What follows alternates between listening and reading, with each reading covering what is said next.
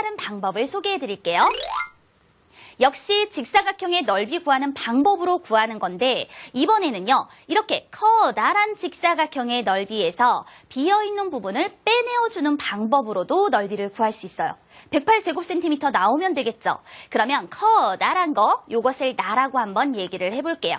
나의 넓이는 가로가 12, 세로가 10cm인 직사각형의 넓이와 같아요. 따라서 12에다 10을 곱하여 120제곱cm가 되는 거고요. 이번에 요 가를요, 비어있는 직사각형이다라고 생각을 해보자고요. 그러면 이 길이는 4cm가 되고 10에서 7을 빼어 이 길이는 3cm라고 말할 수 있겠죠? 따라서 4 곱하기 3은 12제곱cm.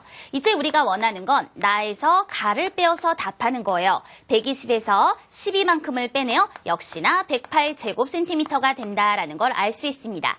이렇게 배운 도형의 넓이를 이용하시는데 부분으로 나눠서 그들의 합을 구하거나 또는 전체에서 비어있는 부분을 빼내어주는 방법을 통해서 복잡한 도형의 넓이를 구할 수 있어요.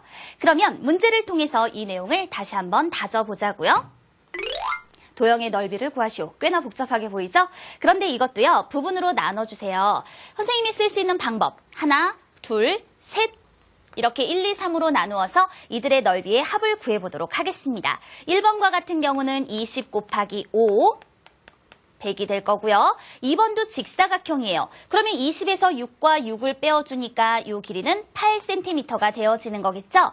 따라서 8 곱하기 9 그 다음에 3번은 20에다가 5를 곱해주는 것으로 100이라고 표현을 해주었더니 이 값이 272가 되었다라고 말할 수 있겠죠. 물론 도형의 넓이이기 때문에 단위를 붙이는 거 놓치면 안 되고요. 이때 답을 272제곱cm라고 표현해 둘 수 있어요. 이처럼 도형의 넓이를 구해보았습니다. 물론 이 방법이 아니더라도요. 여러분 전체에서요. 비어있는 부분의 넓이를 빼겠다라고 얘기하셔도 좋아요. 우리 친구들마다 푸는 방법은 모두 다를 수 있으니까 걱정하지 마시고요. 여러 가지 방법들을 함께 고민해 보세요. 그 다음에 또 다른 문제 보겠습니다. 이번에는요. 가로가 15cm이고 세로가 3cm인 직사각형 모양의 색테이프 3장을 겹쳐서 다음과 같은 모양을 만들었습니다. 넓이를 구하시오라고 얘기를 했죠.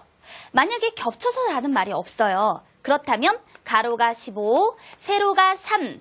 이때 직사각형의 넓이는 15 곱하기 3으로 표현할 수 있겠죠. 그거 3장이니까 여기다가 다시 3만큼을 곱해서 3장의 넓이를 구할 수 있는데 겹쳐서라고 얘기를 했기 때문에 여기 겹쳐진 부분 보이시나요? 요것만큼 넓이가 줄어들 거란 말이에요. 겹쳐진 부분만큼 넓이가 줄어든다. 그런데 이 겹쳐진 부분을 보니까 여기에서 처음에 세로가 3이었죠. 3cm. 그럼 요 길이도 3cm가 되겠네요. 요마만큼이 3cm였기 때문에 이 길이도 역시 3cm가 되어지는 거예요.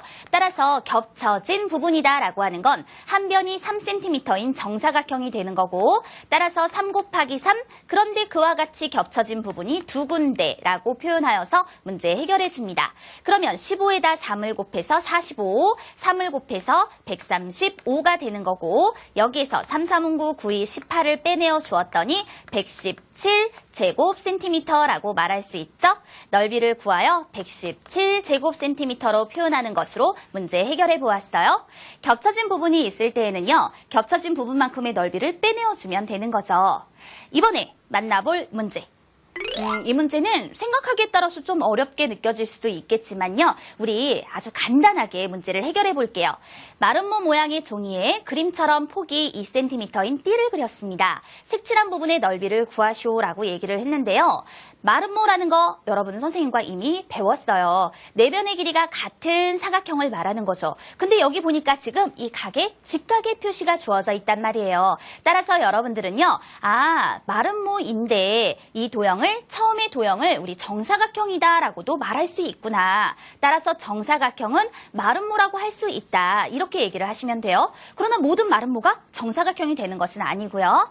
그래서 색칠한 부분들을 모아주는 거예요. 이렇게 색칠 안 된 부분, 요거는 생각하지 말고요. 색칠한 부분들끼리 모아주세요. 그러면 모아서 만들어진 모양은 이와 같은 형태로 정사각형 4개가 모여진 형태를 이루게 되겠죠. 그래서요, 이 길이가 12cm라면 2cm만큼을 빼내고 10cm.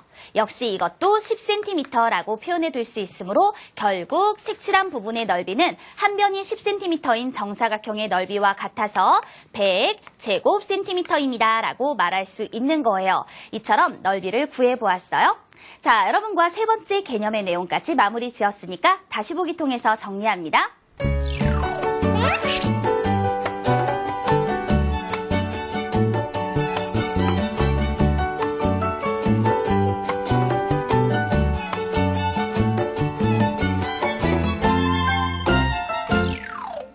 이번 시간 우리 친구들의 학습이 잘 이루어졌는지 궁금합니다. 우리 왕중왕 문제 함께 도전해 볼게요. 어떤 문제인지 만나볼까요?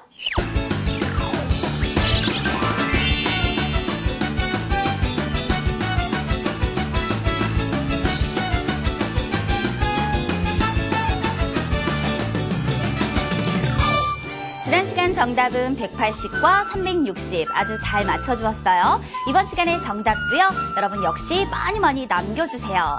그리고 다시 보기 필요한가요? 홈페이지 방문하는 거 잊지 마시고요. 우리 다음 시간은 수의 범위와 어림하기 그 첫 번째 시간으로 함께 만나볼게요. 여러분 안녕히 계세요.